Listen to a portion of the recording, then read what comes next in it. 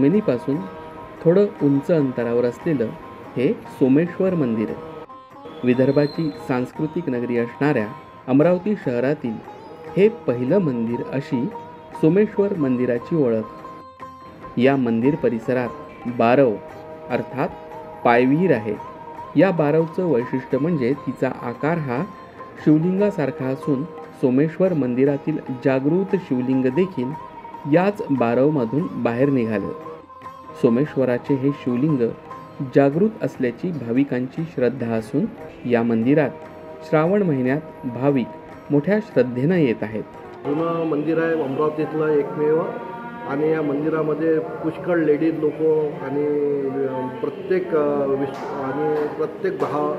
मंदिराचे जे दर्शन करणारे जे लोक पुष्कळ येतात. 16 सोमवारचं जे व्रत आहे ते या मंदिरामध्ये महत्त्व आहे आणि इथे प्रत्येक लेडीज इथं 16 सोमवार झाल्यानंतर याच्यामध्ये उगायला येतात. म्हणजे त्याच्यानंतर या मंदिराची जे भावना आहे की प्रत्येक भक्तासोबत जोडलेली आहे आणि हे मंदिर किती वर्षाचं हे आम्हालाही कल्पना नाही या मंदिराची. या अमरावतीमध्ये प्रत्येक म्हणजे जे भक्त लोक म्हणतात जुने की हे मंदिरातलं एक अमरावतीतलं सगळ्यात जुनं मंदिर आहे आणि यामध्ये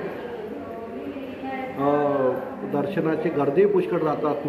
ह्या जे सोमेश्वर महाराज आहे ह्या विहिरीमध्ये जे उगम पावलेले आहे स्वतःहून म्हणजे स्वयंभू मूर्ती म्हणतात त्याला. आणि या मंदिराला कमीत कमी 25 पायऱ्या आहे आणि हे पिंडीच्या आकाराचं मंदिर आहे. म्हणजे विहीर आहे हे पुऱ्या म्हणजे भारतामध्ये अशी विहीर नाही जिथं हे विहीर अशी पिंडीच्या आकाराची सगळ्यात मोठी. आणि या मंदिरामध्ये पुष्कळ 12ही महिने या विहिरीला पाणी राहतात. पाणी असल्याच्यानं लोक या मंदिराचं चांगलं तीर्थस्थान म्हणून म्हणजे हे केले जातं. इथे सोमवार आणि किंवा महाशिवरात्री याचा सगळ्यात मोठं प्रोग्राम म्हणजे उत्सव होतात. हजारो लोक प्रसाद घेतात तिथे. याप्रमाणे इथं कार्यक्रम चालू असतात. सुमारे 1000 वर्षांपूर्वी हे मंदिर उभारण्यात आलं अशी नोंद आढळते. जागृत शिवलिंग अशी श्रद्धा या मंदिराबाबत भाविकांची असून श्रावण महिन्यात अनेक भाविक येथे दर्शनाला येतात. शशांक लावरे, ETV भारत, अमरावती.